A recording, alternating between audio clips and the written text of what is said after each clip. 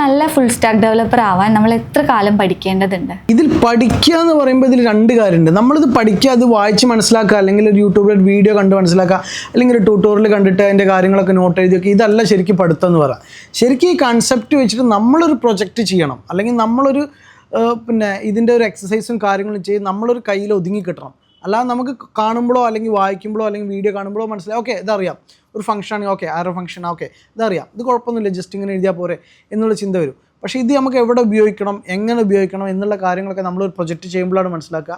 അപ്പോൾ അങ്ങനെ ഒരു പ്രൊജക്റ്റൊക്കെ ചെയ്ത് ലെവലാക്കി അത്യാവശ്യം ഈ മേൺ സ്റ്റാക്സ് ഒക്കെ ചെയ്യണമെന്നുണ്ടെങ്കിൽ നമ്മുടെ ഒരു 6 മാസം മുതൽ 8 മാസമൊക്കെ ഉണ്ടെങ്കിൽ നമുക്ക് അത്യാവശ്യം നല്ല രീതിയിൽ നല്ലൊരു ഡെവലപ്പറായി മാറാൻ പറ്റും. അപ്പോൾ അതിലും കുറഞ്ഞ സമയം കൊണ്ട് നമുക്ക് പഠിക്കാൻ പറ്റും. പക്ഷേ അതൊരു കുറച്ച് എക്സ്ട്രാ ഓർഡിനറി ആയിട്ടുള്ള ആൾക്കാരെ അല്ലെങ്കിൽ കൂടുതൽ ടൈം എഫേർട്ട് ഇടുക. ഇതിപ്പോൾ ഒരു 6 മാസം നമ്മൾ എഫേർട്ട് ഇടുകയാണ്, ഒരു 2-3-4 മണിക്കൂർ, ഒരു 4 മണിക്കൂറൊക്കെ ഒരു ദിവസം എഫേർട്ട് ഇടാൻ പറ്റുന്നുണ്ടെങ്കിൽ 1 മണിക്കൂർ ഒന്ന് റെഫർ ചെയ്യുക, ഒന്ന് പഠിക്കുക, അത് കഴിഞ്ഞിട്ടൊന്ന് ഇതൊന്ന് വർക്ക് ചെയ്ത് നോക്കുക, അതിൻ്റെ എക്സസൈസൊക്കെ ഒന്ന് ചെയ്ത് നോക്കുമ്പോൾ ഒരു 6 മുതൽ 8 മാസം കൊണ്ട് നല്ലൊരു ഡെവലപ്പറായി മാറാൻ പറ്റും.